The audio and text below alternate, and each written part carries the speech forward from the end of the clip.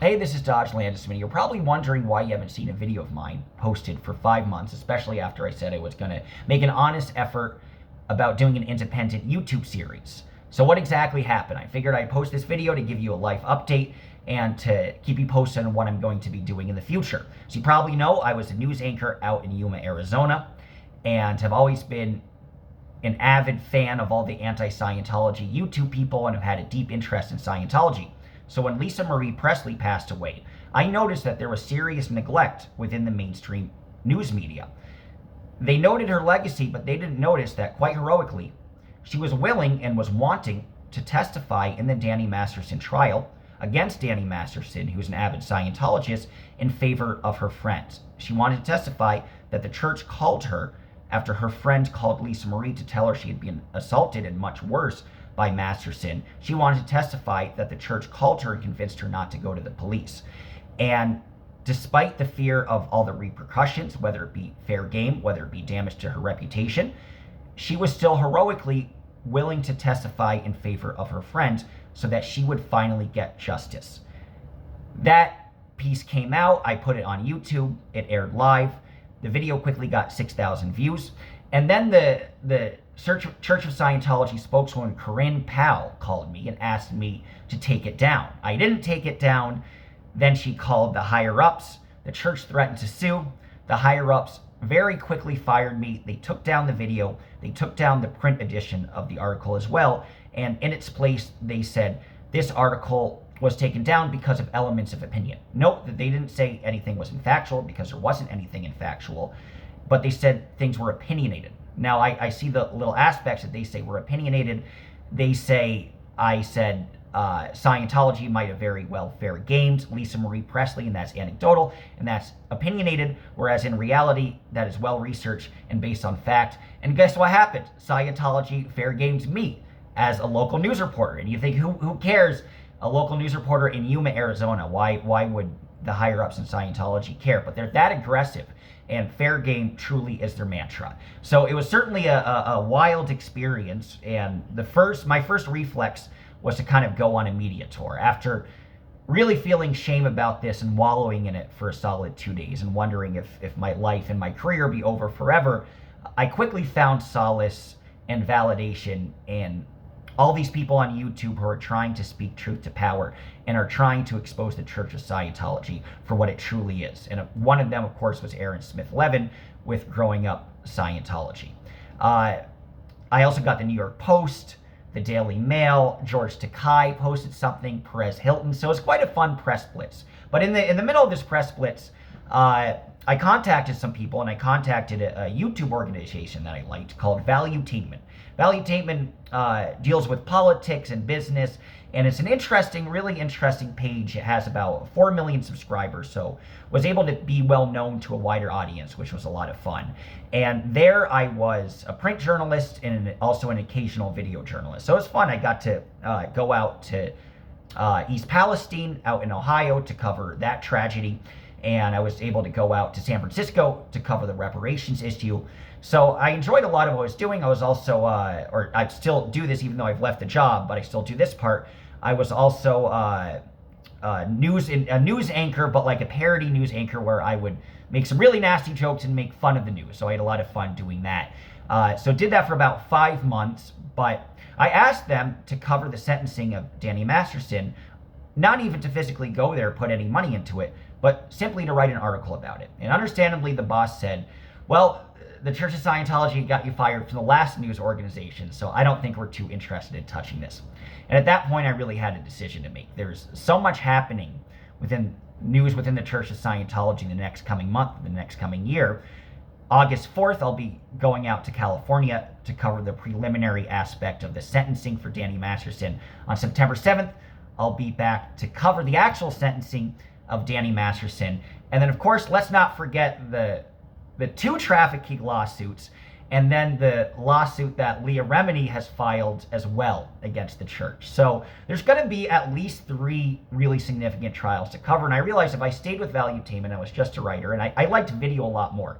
I like communicating a lot more. If I stayed with Valuetainment, I would let the entire news and the entire development of the Church of Scientology pass me by. And I felt like I fell into this debacle for a reason. And for the first time, covering the church and covering the opening day of the trial, I got some feedback that some people who were interested really appreciated me being there and really appreciated me giving an inside viewpoint as to what was happening. And it was for the first time in my journalistic life I actually felt meaning in what I was doing. I didn't feel that subsequently in the next job that I had, although I did enjoy it to some extent.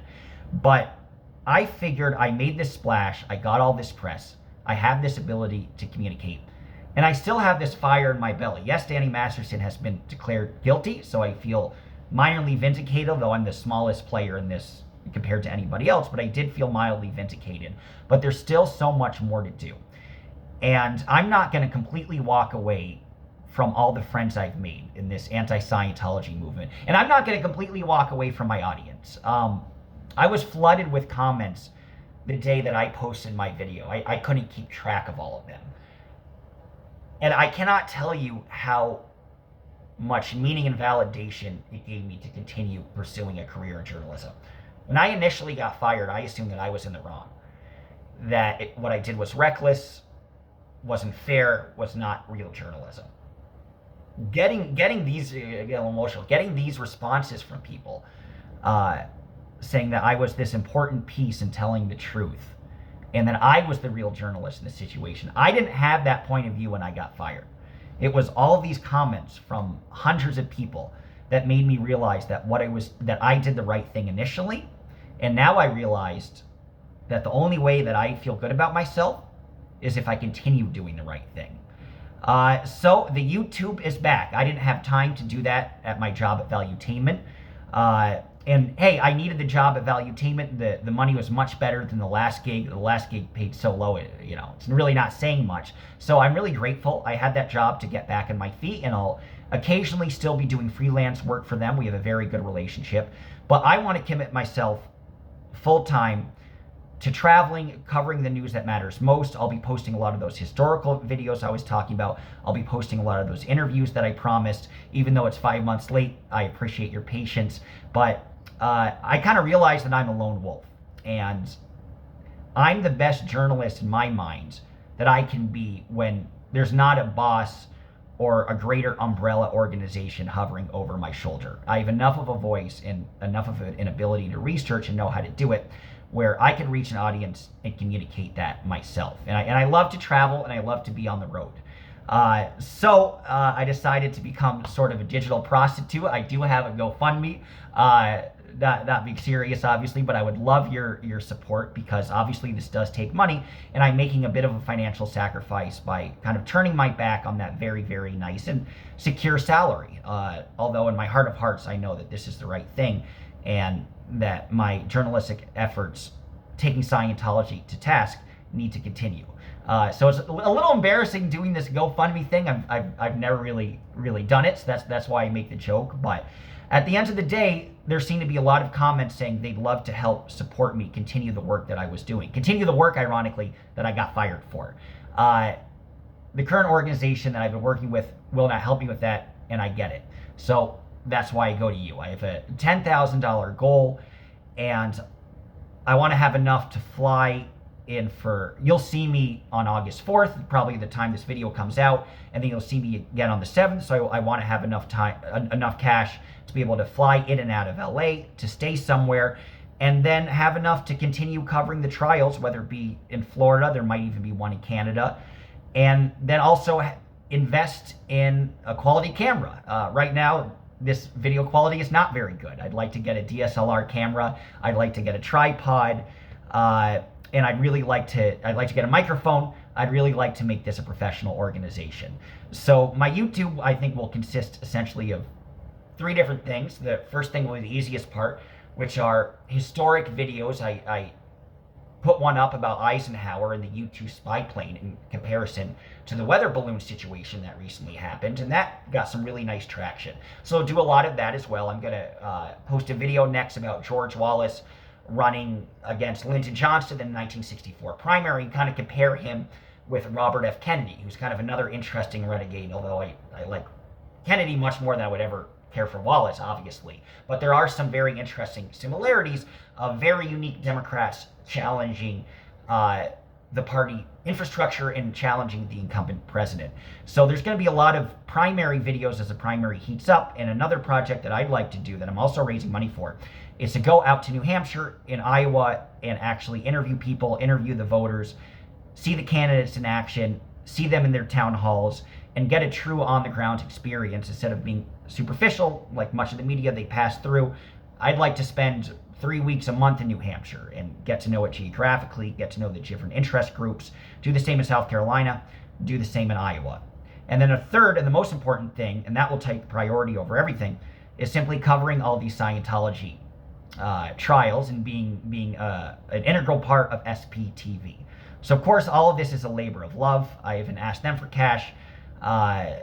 They are busy helping people trying to escape from Scientology. So I go to you so I could rub 2 dimes together and be able to make enough to eat and have a place for lodging. Nothing too crazy, but I think with what I'm raising now, I'll have that cushion where I can really try to build an audience and hopefully make a living off of this someday. Even if I never do, it's just worth doing this as a labor of love. But hope you don't mind me asking.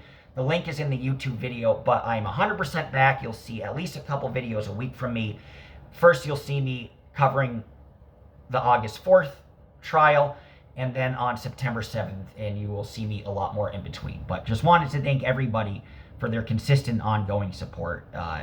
You really kept me going, and you really instilled the confidence in me that I didn't have before, and I needed that. And I needed people to tell me that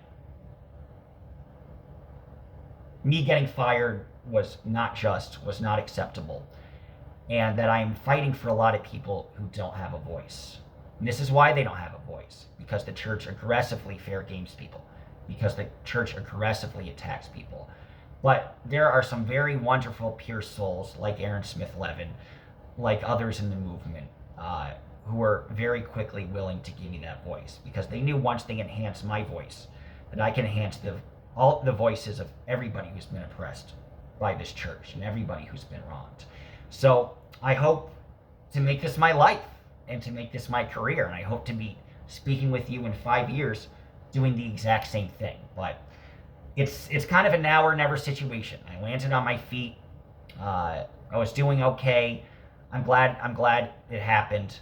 But now I'm ready to be independent, and I think my voice is needed at this point, or at least it could be a useful one. So thank you for your support. Long time no see. I'm sorry it's been such a long time, but again, if you have any story ideas, let me know. I could come out and visit you now that I'll be a free agent.